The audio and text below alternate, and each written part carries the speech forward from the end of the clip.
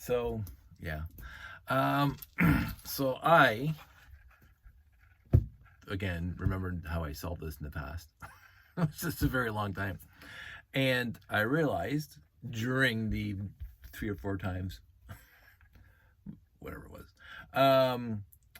that this is an easy model to build. The issue is that the spheres, the balls, are too close together. So when you move one, and let's zoom in right in. So when you grab one, you're displacing. Let me drop that in the ground.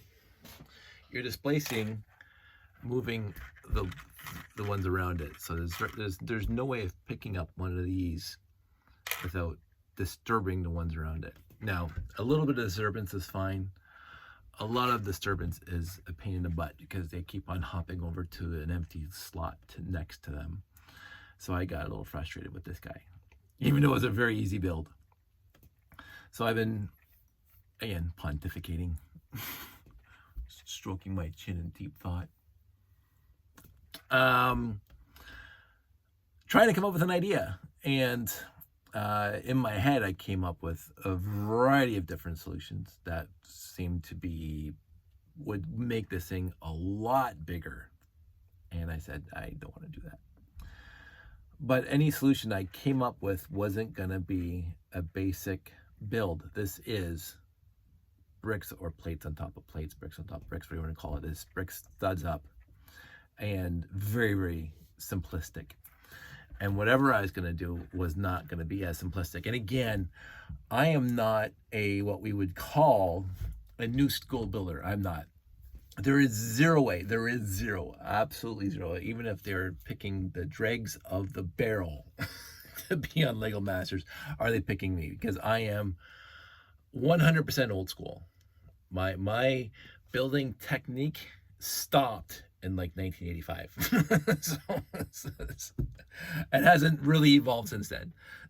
Yes, I built bigger things. And again, this thing. I'm not deprecating. I'm not depreciating.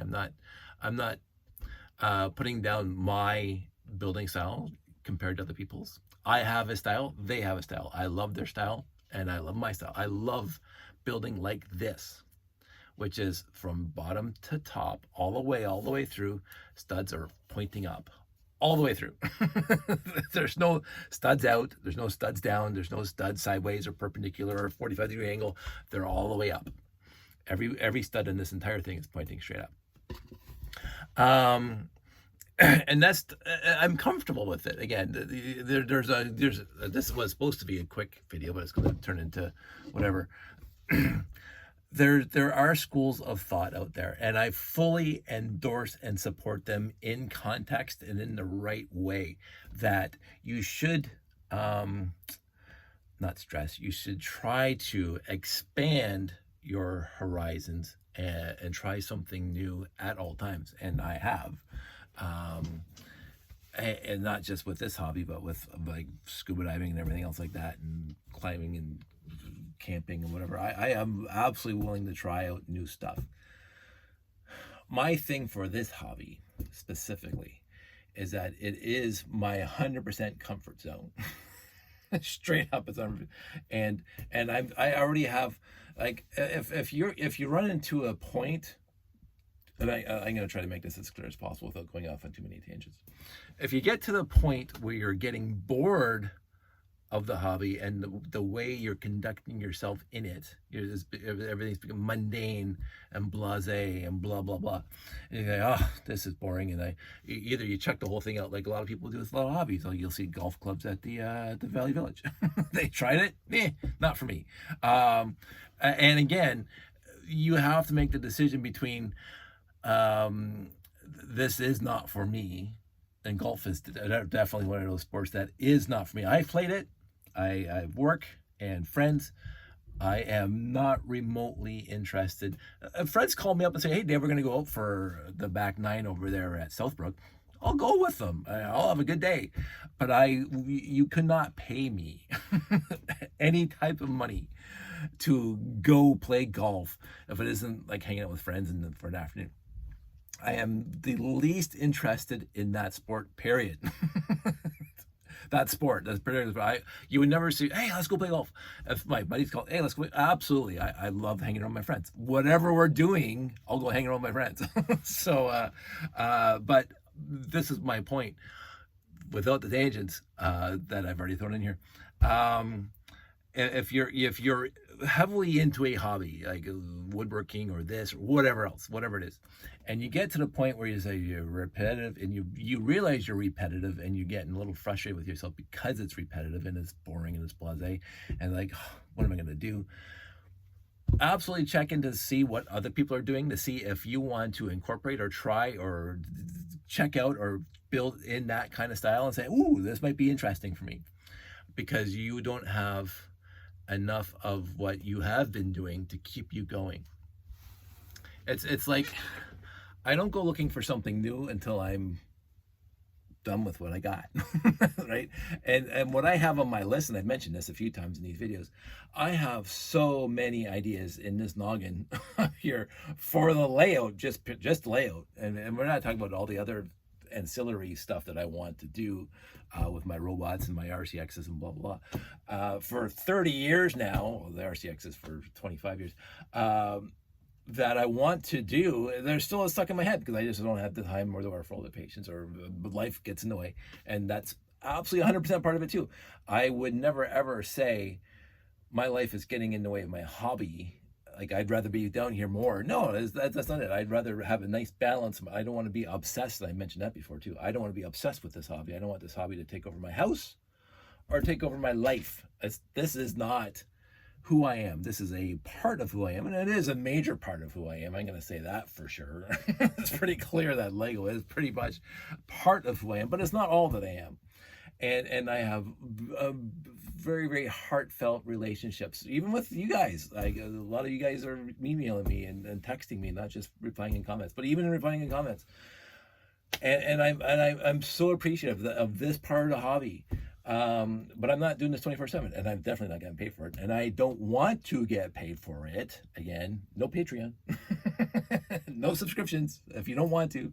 I'm not interested in getting that 100,000 silver YouTube thing. I'm not remotely interested, because I want to keep this in context with the rest of my life. I want to be able to say, hey guys, I'm going to be off for 3 weeks or whatever, and do camping or do whatever with my wife and kid, and go out and still in my head, I'm going to say this, it's not a day go by in my entire life.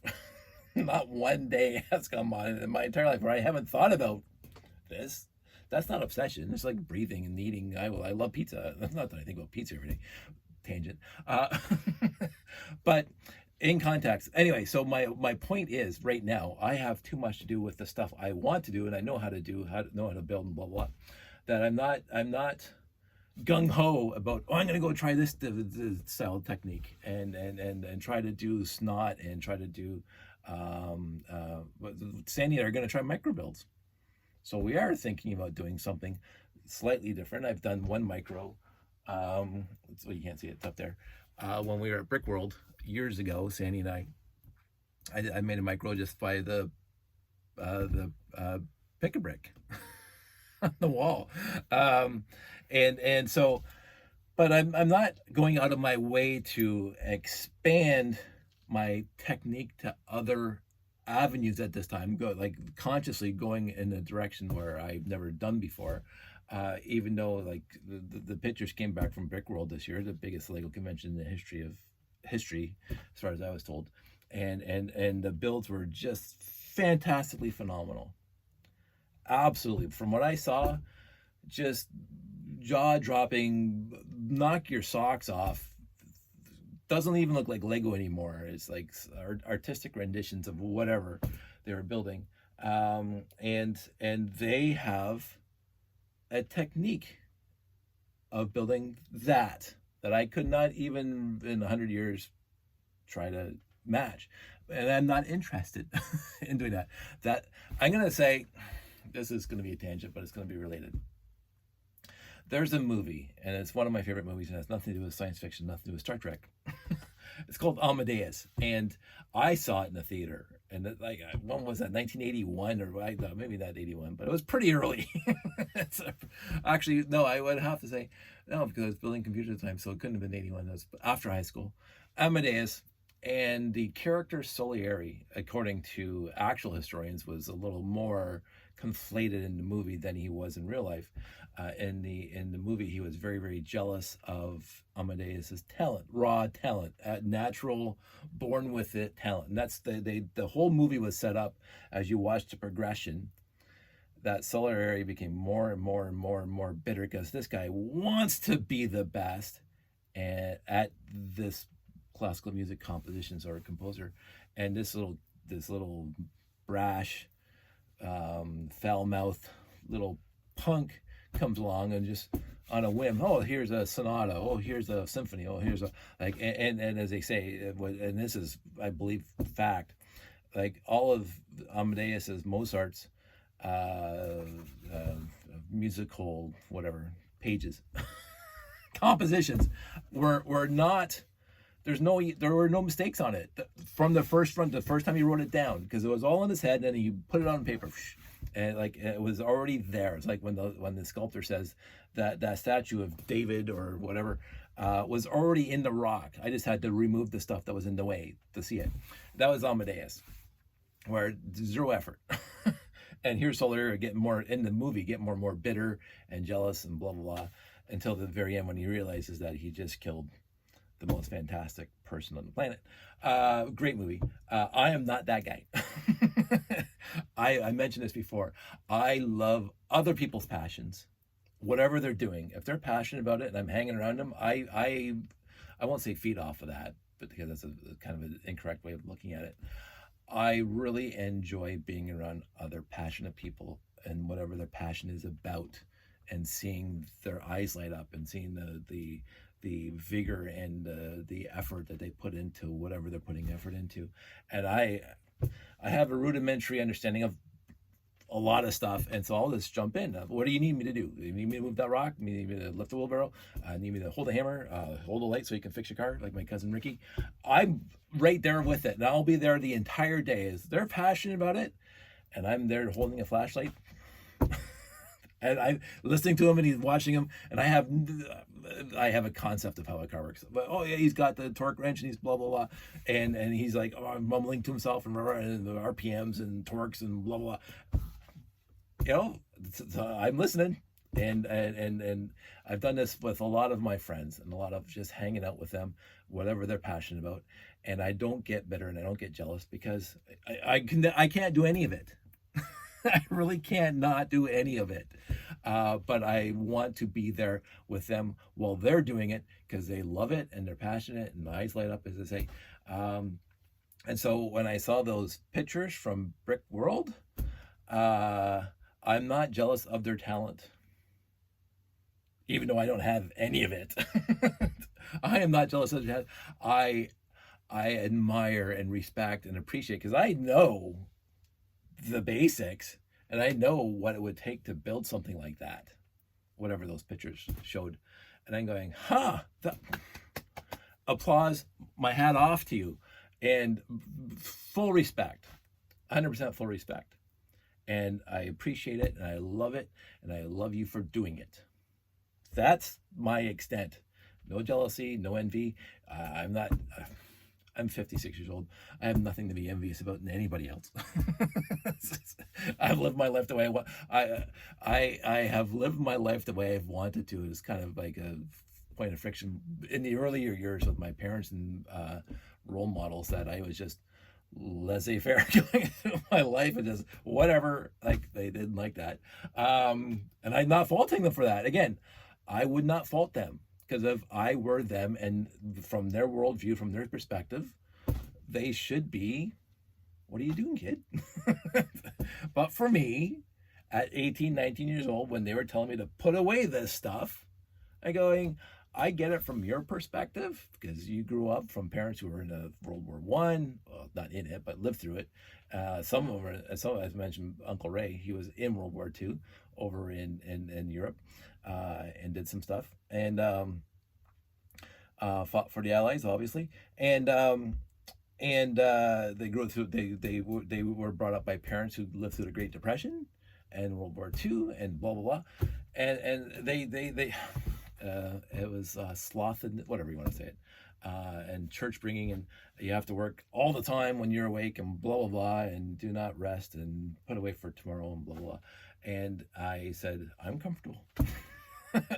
What more do I need to do to be more comfortable? No, I'm comfortable now. I don't have to quote unquote kill myself to get ahead of the next guy. I'm in this is the way I'm going to put it. I'm in competition with no one. That's my lead, by the way. I should have 15 minutes ago. I should have led with that. I'm in competition with nobody. Absolutely nobody. If people think they're superior, have at it. You go ahead. You go over there and think you're superior. Because it doesn't matter to me. I'm gonna go home, play with my Lego, go to bed, watch Star Trek, whatever. not even think about you. If you're in the egotistical, I have to be superior to other people, all the power to you. You can do that over there. Leave me out of it. But this was going somewhere, and it was going to the point where I love other people's passion. I love how they do things that are different than the way I do things. I do not get envious. I do not get jealous. I fully my hat off to them, and all the love and respect and applause that I could possibly give to that effort. And should I be able to aid them, I've said this to all my friends, said every one of them, at dinners, at shows, whatever, you know what I have. And if you need a part or piece or some effort, or you're doing a show or whatever, and you want me to show up, or you want that piece, I'll bring it for you. We can discuss whatever else later. But I want to aid people because, again, I'm not competing with any of them. They are doing what they want to do. And I want them to do what they want to do. And if they need help to get to the destination where they're going towards, I'm gonna absolutely jump over and help them as I can. So anyway, that whole tangent was to say I am not a modern Lego builder. And when I read the instructions and build something like the spatial I did this review on the other day, I am always amazed about how these pieces all go together differently than when I was a kid. Because when I was a kid, brick, brick, brick, brick, brick, brick. Oh, look, it's a firehouse. And now it's brick here, sideways. Like, I look at my Winnie the Pooh set right over there that I got for my birthday a few years back, or Sandy got for her birthday. Whoever, somebody in his house got it for her birthday. There's hardly any studs up, except for the base. And then the branch goes this way, a leaf goes that way, and it's beautiful, absolutely beautiful. Now, if you gave me those raw pieces and asked me to build that, no, that's not my style. It really isn't. Now, it may someday, I might try my hand on it, but right now I'm too busy with the stuff I'm doing, and I'm not really interested in expanding without getting all these ideas out of my head.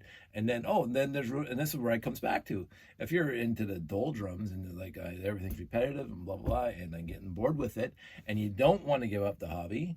And I don't think you should, but that's just me, because it's a fun hobby. If you don't want to give up the hobby, and you would say, I want to try something different. I want to go and build a sculpture. It has been on my mind for a long time, even pre-internet, when I got the World of Lego Toys and I see the sculptures in there, and the world tour that was going around that I saw at Jackson Square like a million years ago, in the Center Mall, I think. And there were sculptures of astronauts and whatever, and then there was a big White House that was 12 feet long, and I'm going, hey, that's really cool. Like, I'm remotely interested in building something like that, but not right now, because I got other things to build. And so that was a roundabout way of saying, this guy is exactly built how I would have built it when I was, some of these pieces didn't exist when I was 10, but this is exactly what I built, I would have built this when I was 10. Bricks on top, or plates on top of plates, all studs up. And besides the 1x4 modified plates and the cheese slopes, everything else in here, I had these pieces when I was 10. So I'm like, I couldn't have built this when I was 10. And as I say, I could have just done it and left it in studs like that.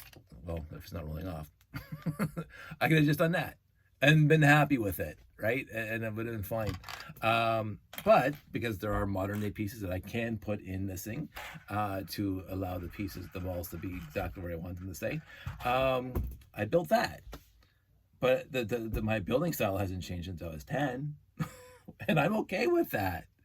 Because again, building style is irrelevant when you have a lot of pieces and you can build whatever you want. so and that's my thing. Like if you're happy with the way you're building, then build that way. Don't there's some people who say, oh, you should. I love people who have suggestions. Don't get me wrong. This isn't the hey Dave, oh, that's a good idea. I've had that lots of times. Dave, why did you try? Sure, absolutely try. But if I don't feel like doing it, and I feel like just doing what I've always been doing for the last 55 years or 50 years, I ain't gonna do that.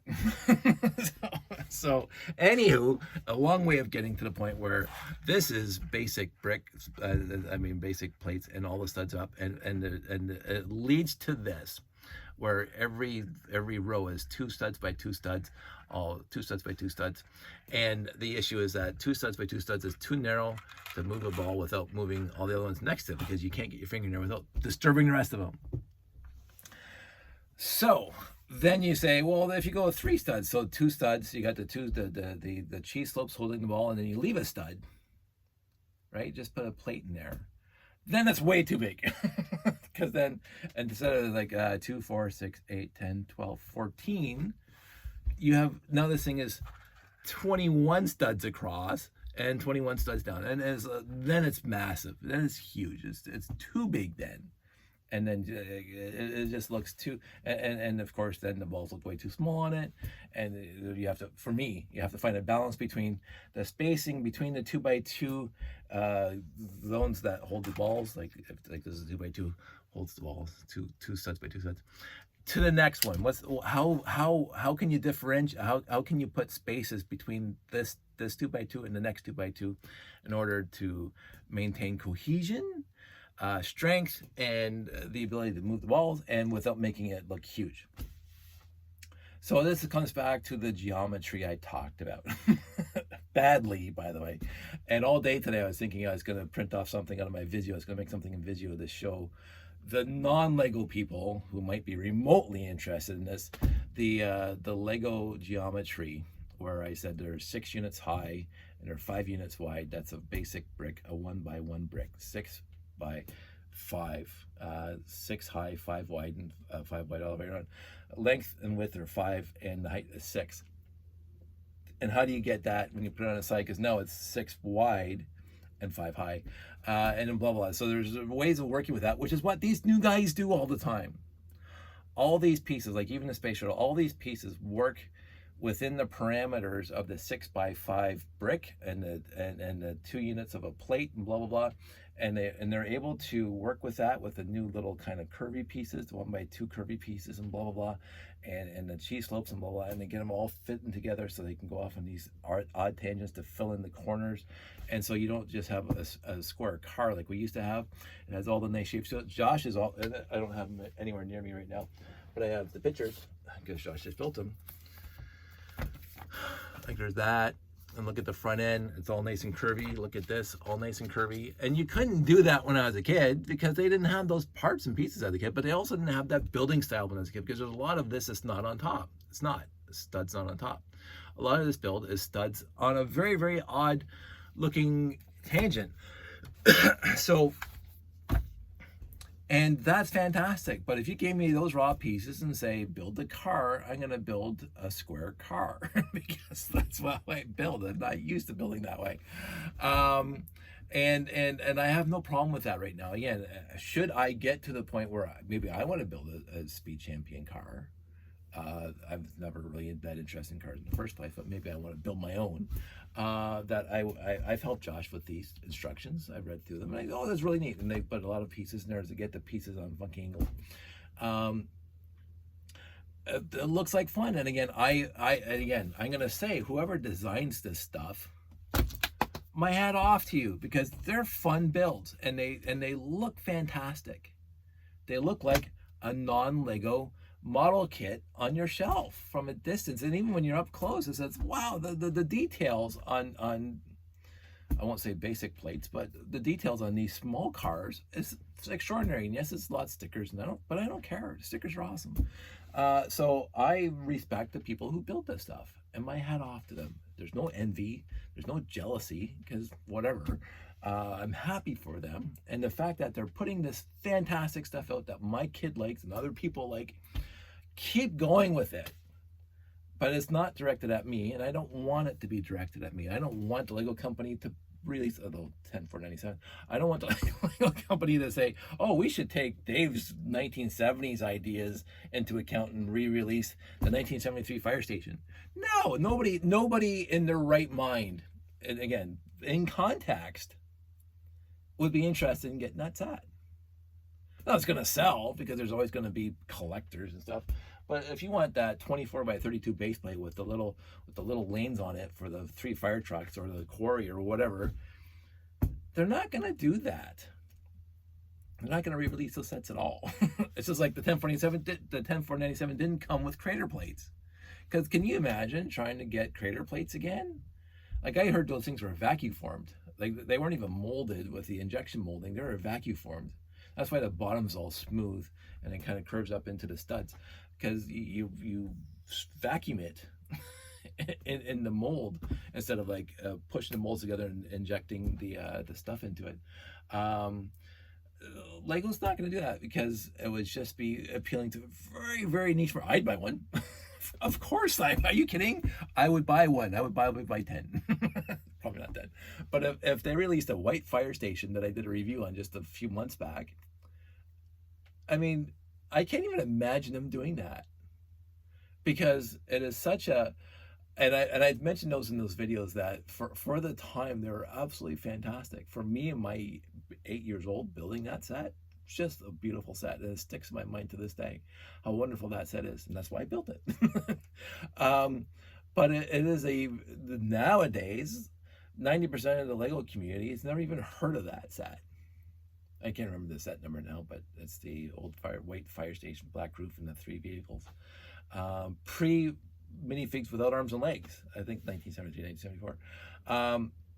And I keep on saying, for me, I have one, and I'm happy I have it, and I'm happy I built it and did a review on it. But I don't expect anybody else. The expectation from me is not that nobody else in the world has to appreciate this set. Nobody. I mean, sure they do. Some people do. Some people are like me. So there's a lot of people. This is a very interesting hobby where you can have friends that and fellow hobbyists in this, that they all love that little fire station.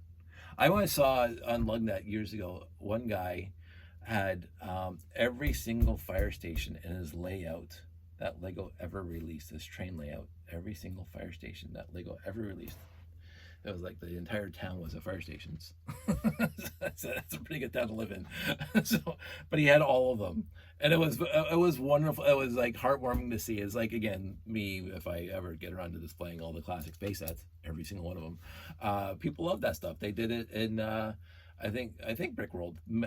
I don't know if Brick World had, but they've done it before at other brick festivals where somebody brings every pirate set or every classic space set or every whatever, and they have them all in the line or whatever, and it's just people, boom, fans like me, it's just, this is great because you see every single one of them, and they're mint condition and blah blah blah, and there's usually they have paperwork that says, this came out in 1984, 3 minifigs, it's 515 pieces, blah blah, and you say, this is awesome. And again, there are some obscure sets that I do not own.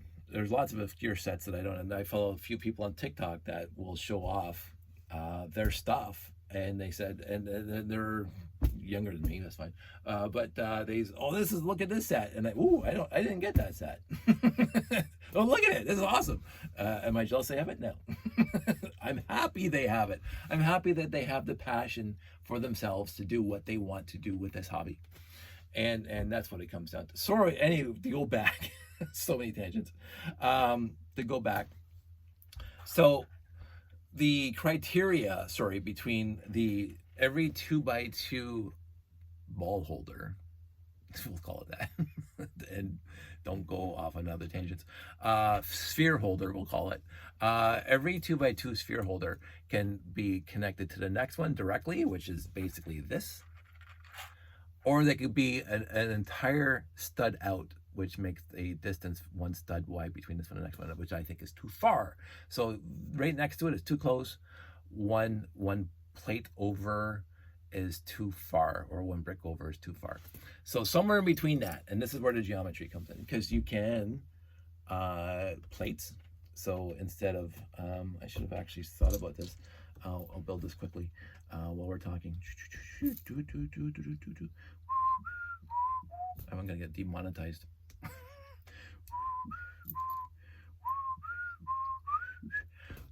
Sandy and I were watching Jeopardy today, and I got 2 questions right the entire show. It was really obscure, really odd questions tonight on Jeopardy. It's like, wow, I felt stupid.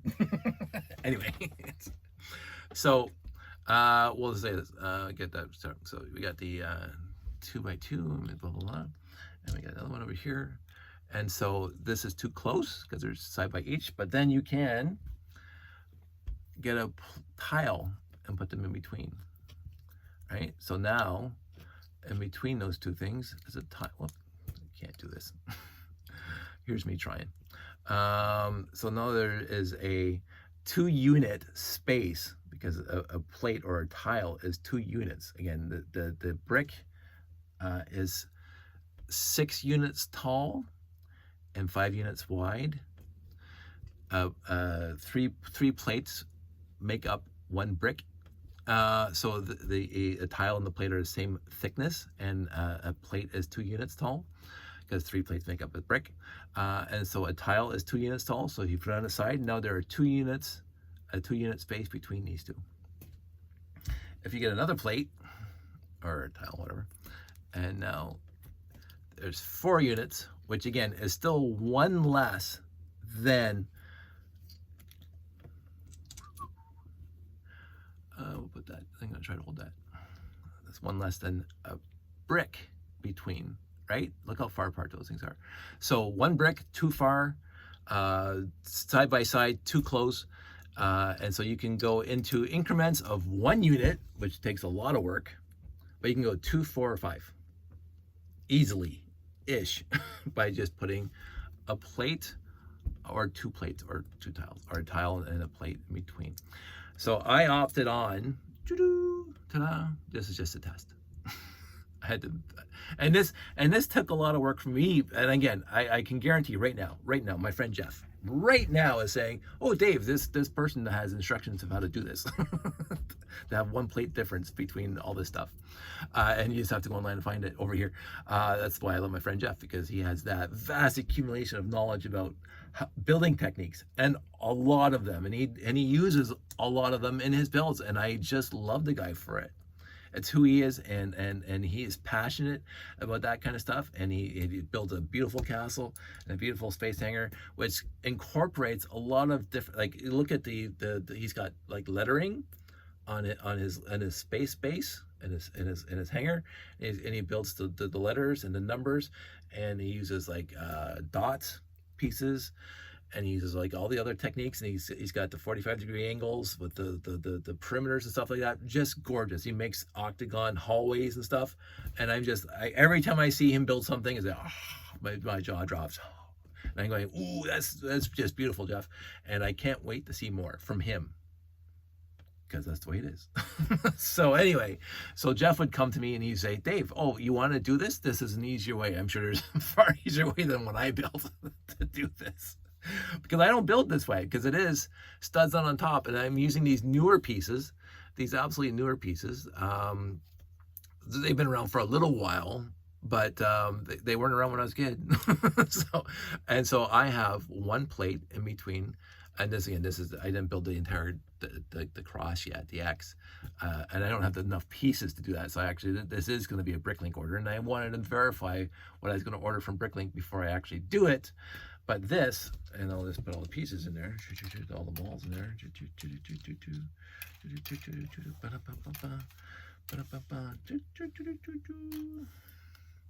Ta-da!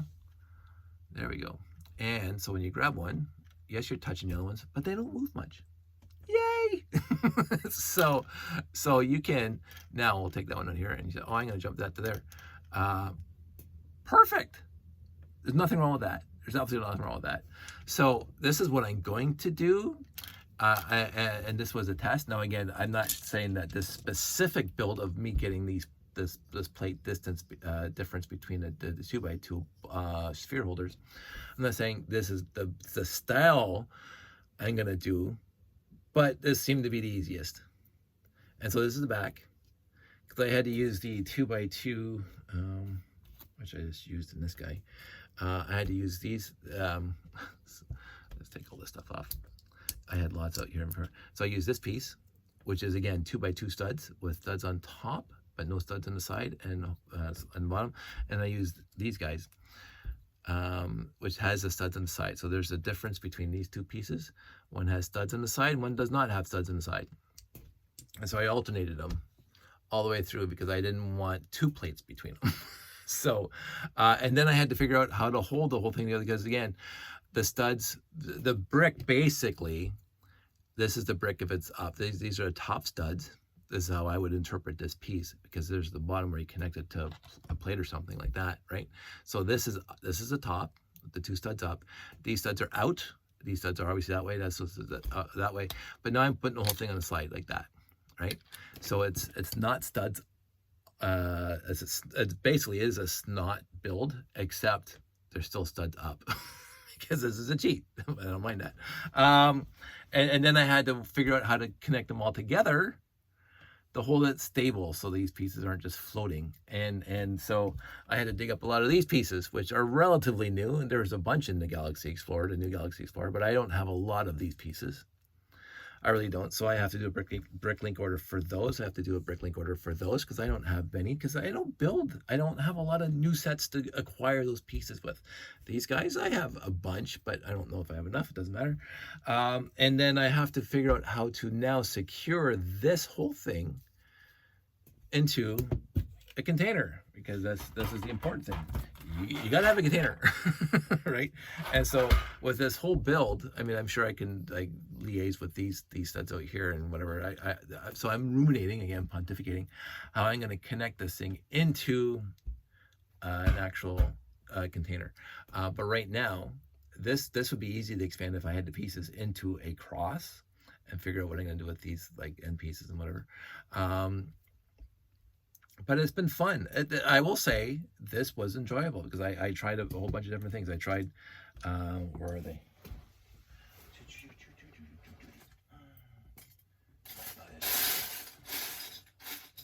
There we go. I was trying these pieces first, which is, again, relatively new. They've been around for a while. But again, I don't build with these unless I'm building a model kit with instructions. I don't have any of these in the entire space layout because I use my old pieces. But I tried using that first, and then I realized that this piece is just easier and better. It's just easier and better. Now, this thing has the ability to have something on the bottom to hold it on whatever container you want to put it in, whatever box you want to put it in.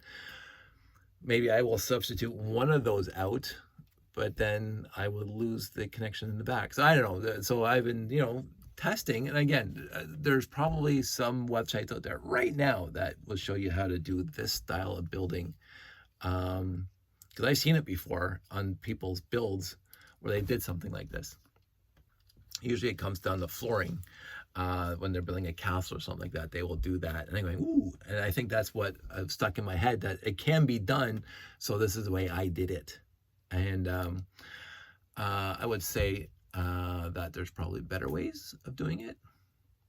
I will test and then I'll keep on trying it because I'm going to keep this together because it does work, but it doesn't work well.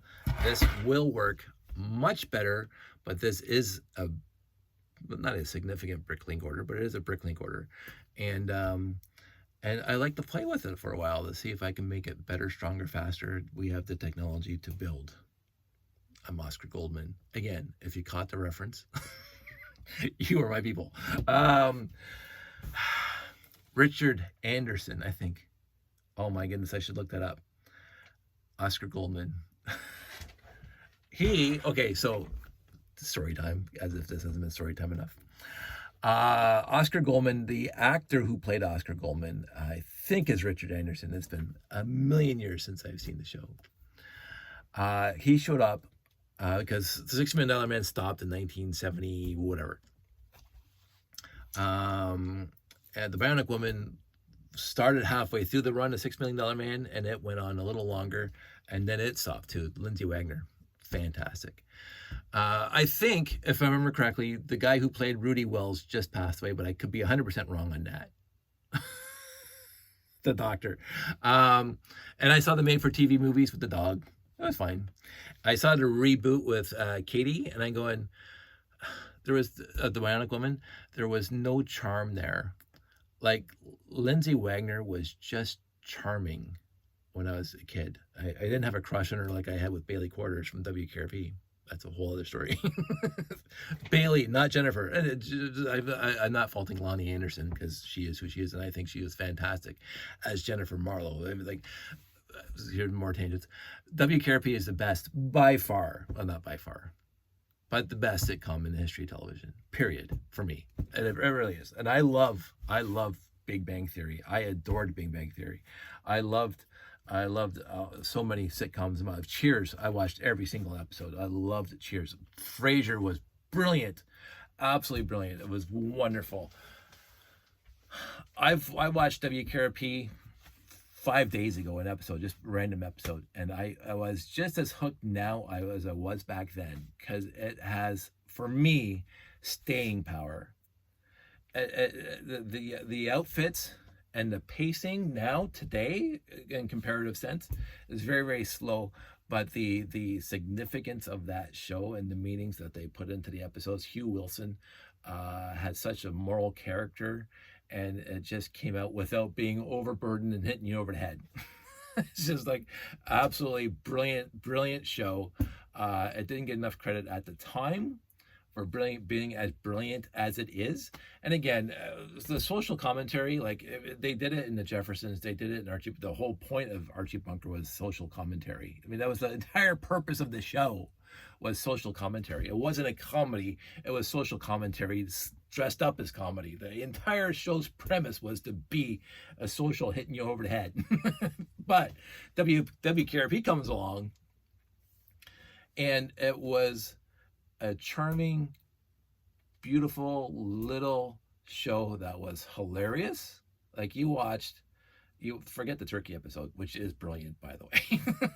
But you gotta get the clips every year.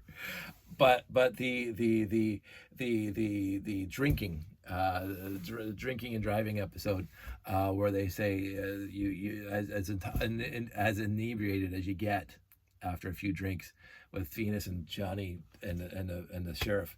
Oh my goodness, it's just so funny. And then the WKRP and the fight with Carp. Anyway, but the social commentary was, I will say, subdued. It wasn't in your face. But they dealt with all of it. They dealt with the alcoholism with Herb. They did with the attack on Jennifer. They did the for crying out loud, everything's escaping me. The Russian doesn't hold up, but the Russian defector. They dealt with so many things.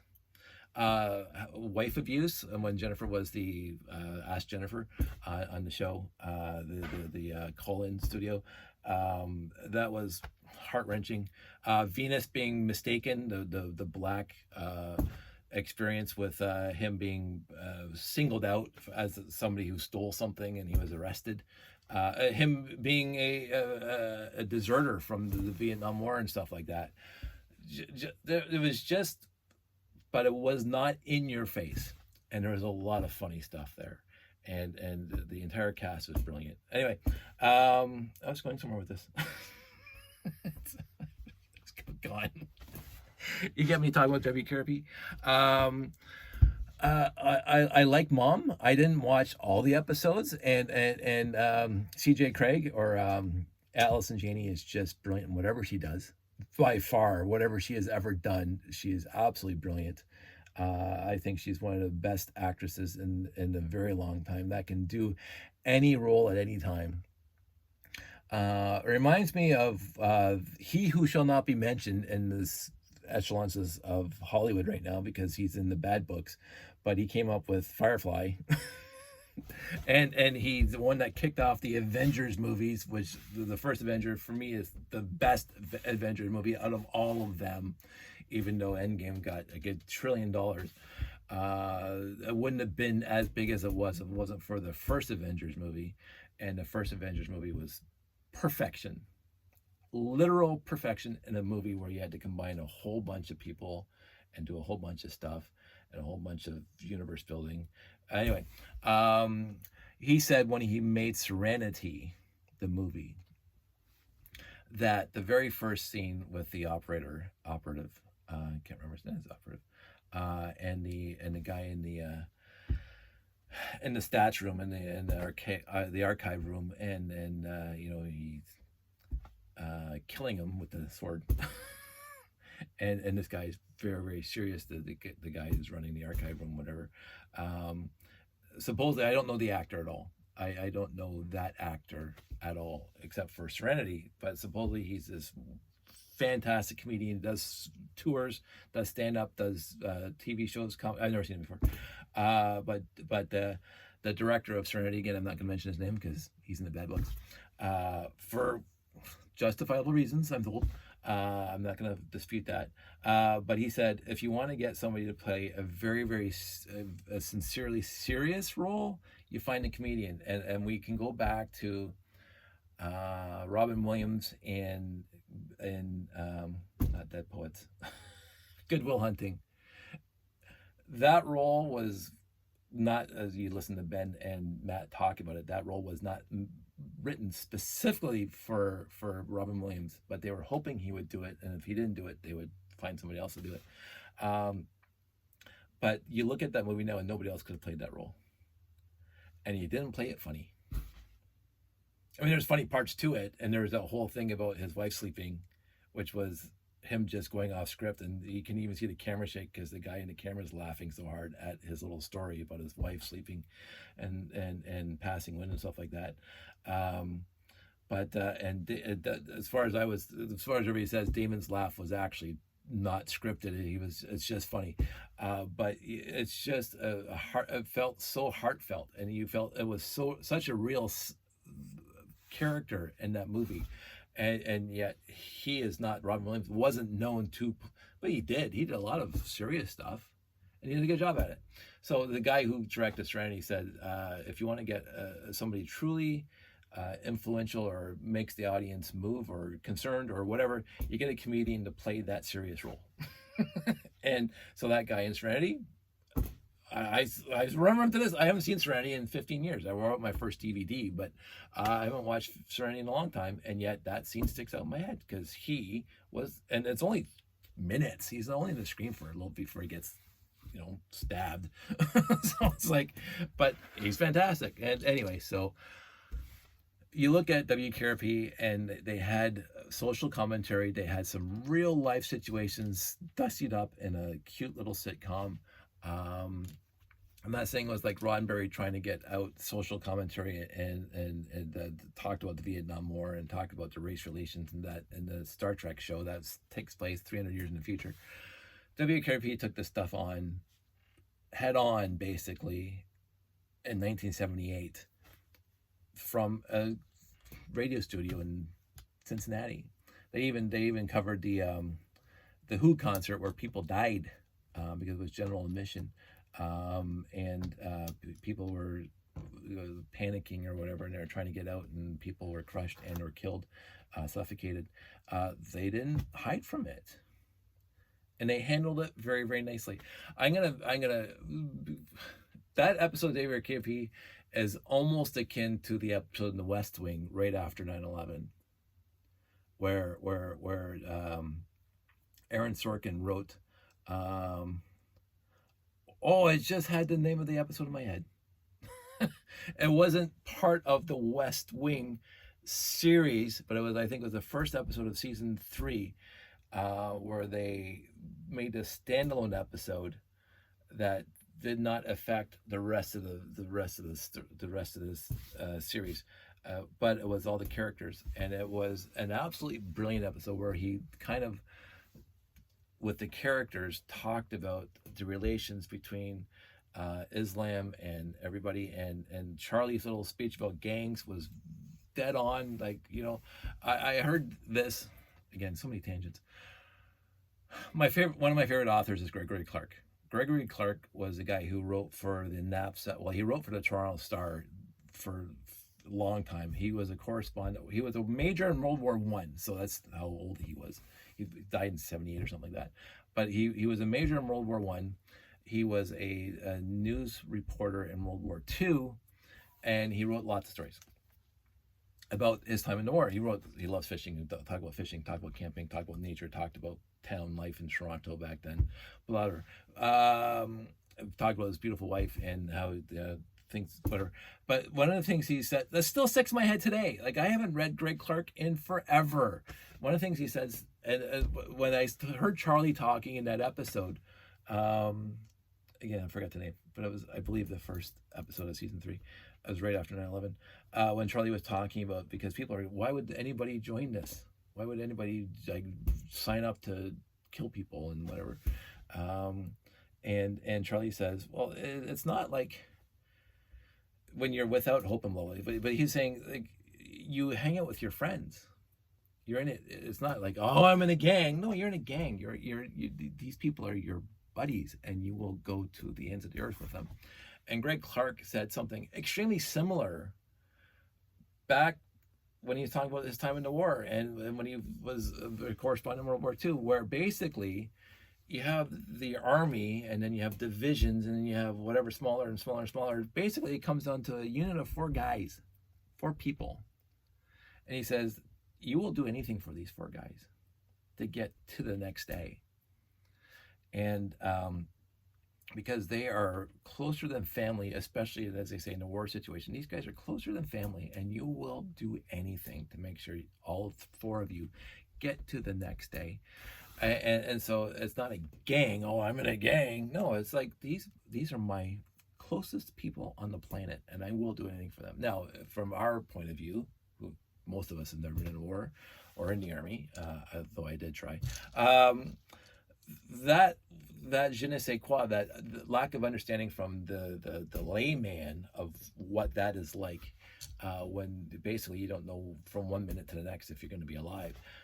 It's something that we don't fully comprehend.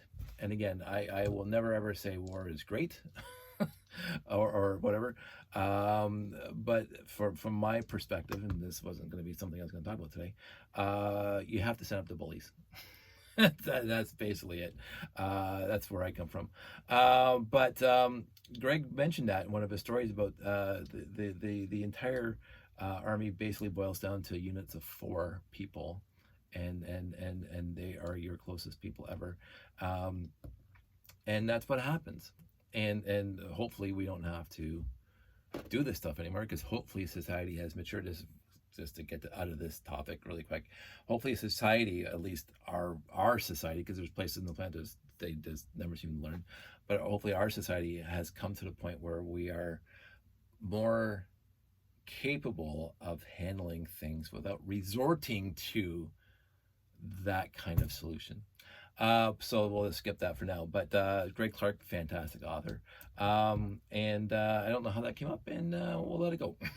So, anywho, I'm going to figure out what I need.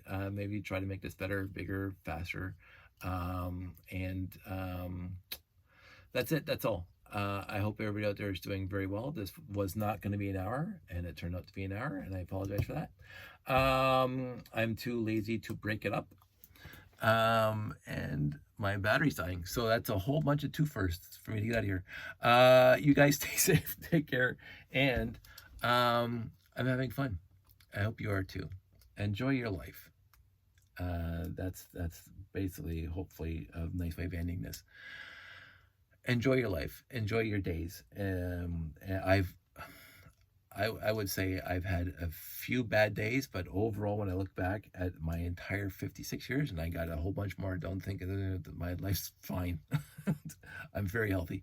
Um, that I haven't had, I've been blessed with so many good days. And the reason why I believe I've had so many good days is the people that are in my life. That I've come across, that I've gotten to know. I married the best person on the planet. I have an absolutely fantastic kid that's graduating from grade school this week. Um, and I am very blessed, and I'm very, very conscious of the fact that I've been very blessed in my life with who I know.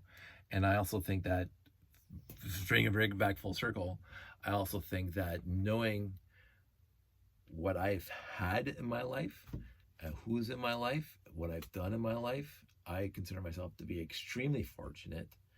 And therefore, I do not have the ability to be jealous of other people's lives because my life is great. And and again, to be in perspective, I live and want to live. This is the key thing for me, a very modest lifestyle. I want and I live and I want to live in a very modest house, in a very modest neighborhood, and it's not fancy, it's not ritzy, it's not pomp and circumstance. It's real, and we talk to our neighbors. We love our neighbors. Now, and therefore, I have no want, no need, no desire to have stuff I don't have, because I have. I mean, even if this all burns down tomorrow, don't say that, don't jinx it. But even if this was all gone tomorrow, I'd be sad because I spent a lifetime collecting it. But whatever, it's material goods, and is not going to end me, because I'm very comfortable with who I am and what I have done and what I can do. I've made mistakes, 100%. I made mistakes. But and I talked about this a long time ago, I let myself up off the carpet. I've made mistakes. And what I learned from those mistakes is how not to make them again. Because my mistakes basically get into my head and say, that was stupid, that was stupid, yeah, that was stupid. And then make sure it does, and then that's that. And I remember them. But I do not let them bring me down anymore. Because life does go on, and the sun's going to come up tomorrow, and I have to get to the job, and I'm taking care of my kid, taking my wife. I can't dwell on what I don't have, or I cannot also dwell on, I don't have the time or wherewithal, and I don't need the time or wherewithal to dwell on what I don't have. That's what jealousy is. Jealousy is what you don't have and that you desire it. No, thanks. I have everything I need. And even if the material stuff disappeared, I still have what I need. I have my beautiful wife. I have my wonderful kid. And I have my sense of self, which is the most important thing I found in my entire life. When people who I do respect, and did respect then, and I do respect now, and I respected their opinions then on this topic. Their opinions were valid and sound in a general sense. Give it up. You're 17. Put it away. Be an adult. And I said, this has nothing to do with being a detriment to adulthood. Because again, I'm going to mention, everybody has a hobby. So, and they had hobbies too. And somebody else looking at that hobby would say, that's childish. And it's not. I mean, this has the quote unquote added benefit of actually being mostly directed at children. But again, you look at what was at Brick World last weekend. Look at it. I saw pictures. You look at it and you say, 6-year-olds aren't doing that. This is not a child's toy. It is marketed, and it is built as, and it is conceived of as a child's toy. But adults play with toys, and what the adults are doing with it, fantastic. And I'm so happy they're doing it. And I'm also very, very, very content now, a lot more than I was when I was younger, that the world has come along to understand that this is not just, quote unquote, not just a child's toy. that adults are having a perfectly good, valid way. But I knew this back when I was 17, that we would be here. I didn't know there's going to be conventions like there are now. But when I was 17, I said, I'm not giving it up. I'm not. I wasn't like, oh, I'm not going to give it up because my dad told me to give it up. No, he wasn't like, you have to give it up or I'll kick you in the house. He just says, like, seriously, Dave, what are you doing? I'm having fun. It's like, and it didn't look, I didn't put my life on hold. I'm not, and that's sorry, not to take it this way, but I've talked about this before. Not to be, because you have to have, there's got to be balance. I don't want to be obsessed with this stuff. And I talked about that earlier today, but there are people who take things too far, their hobbies too far, their interests too far. They become obsession, and obsession is bad, period, no matter what the obsession is. I did a lot of quote unquote research, a lot of reading a couple of months back, because I heard from, I was reading up on a few of the actors that I admired and appreciated, and they were talking about how they were, Gates McFadden talked about this, by the way. If you go to Rosenbaum's, the guy who played Lex Luthor on Smallville, he had Gates McFadden on a few weeks ago. Inside of You, they call it. And she talked about, right at the beginning of that, of her interview, talk with Rosenbaum, about how she had a stalker that in his mind, they were married, and he followed her around. And back then, this is like when she was younger and before they actually implemented laws, because celebrities have died, absolutely died, have been killed by their stalkers. And so the police said, we can't do a thing about it until he does something, like him sending you flowers and being wherever you are and knowing your itinerary and blah, blah, and showing up wherever you are. We can't do anything about that. He hasn't broken any laws. Obsession is bad, period. And have I known people who are obsessed in this hobby? Yeah, I will not pontificate. Well, I have pontificated about it. I will not talk about specific people in this hobby that I thought might be going on the verge of obsession with this hobby. No, I will honestly say right now, off the top of my head, just getting into this conversation right now, I do not know, or nor have I known people who are obsessed with this hobby. I believe that this hobby, because of the like-mindedness of many people in it, I do believe this specific hobby attracts us overall, not in a general sense, a specific type of person who wants. And a lot of people had dark ages. I didn't, but a lot of people had dark ages, and they got back into it when their kids had it, which is fantastic. But I also think that this hobby appeals to, and specific portions of this hobby appeals to people who are, I won't say OCD, because I'm not OCD. I don't believe I'm OCD. But people who like this kind of stuff, and to build with an imagination their own worlds.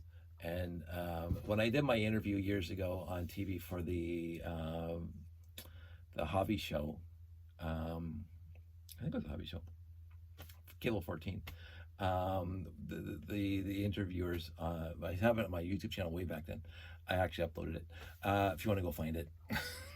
It's an interview. It was my first one and only interview because I'm so bad at it. Sandy said I did a great job, but I thought I just but anyway, they said, I said, oh yeah, why do adults like Lego so much? And I go, well, because they can build their imagination, they can build their own little worlds. And the guy goes, oh yeah, because you have full control over whatever you want. And I can see that. I can see that. I don't think when I'm building that I think about that I have full control over this world that I'm building, like my space layout. I'm the god, and I'm gonna, wreak vengeance on a minifig that did me wrong. I don't think in those kind of terms, but he said it, and I said, oh yeah, I guess some people like the full control they have over this, and then they can build what's in their head. And Brickworld is a fine example of that, and all the other brick conventions are a fine example of that, where you build what's in your head, and you have a quote unquote unlimited palette of parts and colors now to do that. And then you have so many avenues that you can walk down to fulfill your thoughts onto the canvas of plastic brick. Um, and none of it has to be the same as somebody else, and that's perfect for me. And that's why that's one of the reasons why I love this hobby.